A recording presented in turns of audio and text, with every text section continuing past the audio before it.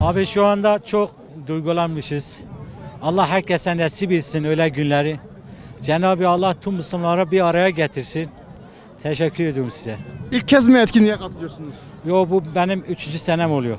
Abi her yıl aynı bu neşede bu şeyleri istiyoruz. İnşallah her sene olacak. Böyle toplum gibi, böyle millet gibi Müslümanlar için hayırlı vesile olsun inşallah. Etkinliğe Bitlis'ten geldik. Çok coşkulu bir etkinlik oluyor. Allah-u Teala tüm Müslümanların sevabı yazsın.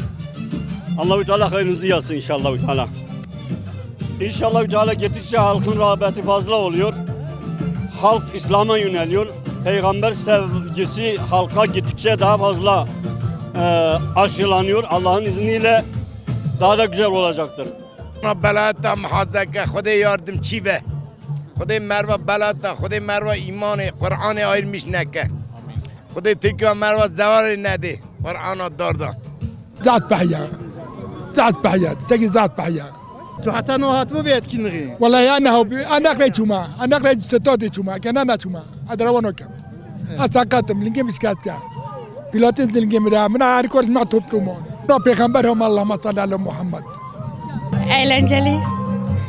İnşallah her sene bile güzel olur. Daha çok katılımları bekliyoruz. Hayır, her sene geliyoruz.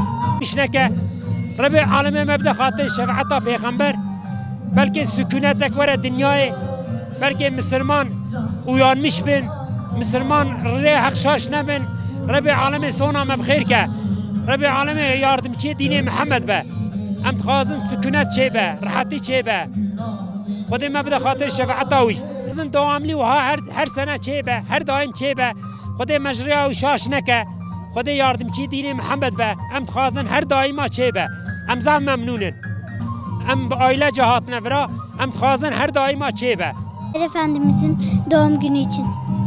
Her sene geliyor musun? İlk kez mi geliyorsun? Her sene geliyorum. ام مولودا شریف پیروز کن پیروز مبارک به گل مکسین خیر هانه سر جوان هانه